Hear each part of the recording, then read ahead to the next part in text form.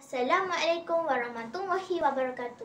Hai kawan-kawan, salam bicara buku. Izinkan saya memperkenalkan diri ya.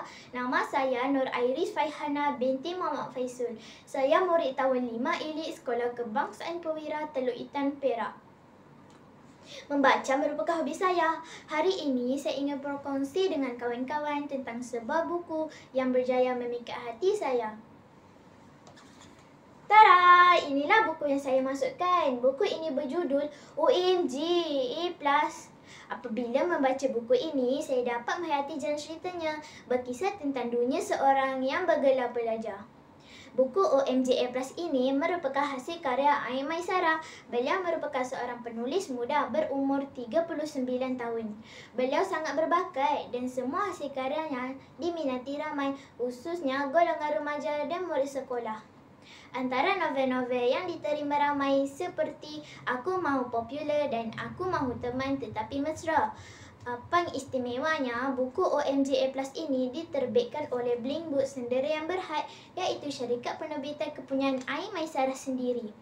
Buku ini mengandungi 10 bab dengan 85 buku surat. Setiap bab diberikan tajuk yang menarik, antaranya Misi Sengkang Mata, Teknik Ajaib dan Setapan Rohani. Ada kesinambungan antara bab ke bab seterusnya. Sekilas pandang, buku ini nampak biasa-biasa saja. Namun pada saya, isi kandungan ceritanya amat sukar dilupa. Diolah jalan cerita dengan gaya bahasa yang mudah difahami. Pembacanya juga terasa santai dan tidak membosankan. Buku OMG A+ ini memaparkan kisah seorang pelajar pintar, calon SPM yang bernama Raina. Adat belajar ada pasang surutnya. Walaupun Raina sentiasa memegang tahta pertama, namun akibat keputusan peperiksaan awal tahunnya sedikit merundum, maka bermulalah jalan cerita yang menjadikan dia terlalu obses terhadap pelajarannya. Raina dibesarkan oleh ayahnya, seorang profesor. Beliau sangat menjaga imejnya dan sentiasa menggugat serta memberikan syarat kepada Raina. Semua mesti dapat A+. Beliau tidak pernah ambil tahu perasaan anaknya itu selain daripada memberikan hukuman dan ugutan. OMG kawan-kawan, A+ bukanlah mudah untuk mencapainya.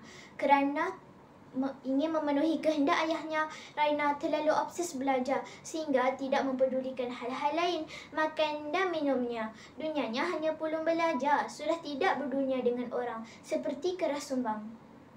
Keadaan menjadi lebih tertekan apabila muncul seorang murid baru bernama Didi. Saingan utama Raina kerana Didi juga merupakan pelajar pintar sepertinya. Raina sangat ego. Dia menjadikan Didi musuh utamanya, sedangkan Didi tidak begitu terhadapnya. Apabila Didi telah mendahuluinya, Raina semakin tertekan sehinggalah tertimbulnya pelbagai konflik.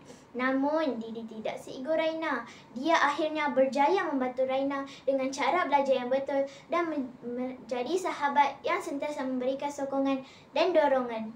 Pengakhiran cerita membuatkan saya tersenyum sendiri dan berbisik di dalam hati. Setiap usaha pasti akan diiringi dengan kejayaan. Kedua-duanya sahabat ini berjaya mendapat keputusan yang cemerlang. Bagi saya, buku ini mempunyai kekuatan dari aspek jalan ceritanya. Digarap dengan baik oleh penulisnya, ada unsur-unsur jenaka dan mengandungi nilai-nilai moral yang tinggi sebagai pengajaran kepada pembaca. Terdapat juga teknik dialog, flashback, suspense dan konflik untuk menjadikan cerita ini lebih menarik. Selain itu, terdapat juga tips untuk dapat A+.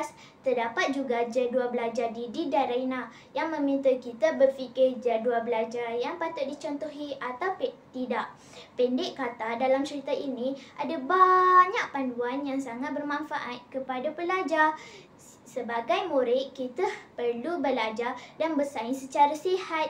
Sikap ego yang diceritakan melalui watak Raina ini juga hendaklah kita hindari daripada kehidupan seharian agar kita tidak dibenci orang. Walaupun buku ini bagus di mata saya, namun terdapat juga kelemahannya. Saya menyukai ilustrasi yang terdapat di dalam buku ini. Sayangnya, ilustrasi tersebut tidak berwarna. Baiklah kawan-kawan, saya kongsikan serba sedikit apa yang saya baca. Apa kata anda pun jangan lepaskan peluang baca buku ni. Tak rugi, kita akan dapat banyak manfaatnya. Akhir kata dari saya membaca Terapi Minda. Sekian, terima kasih.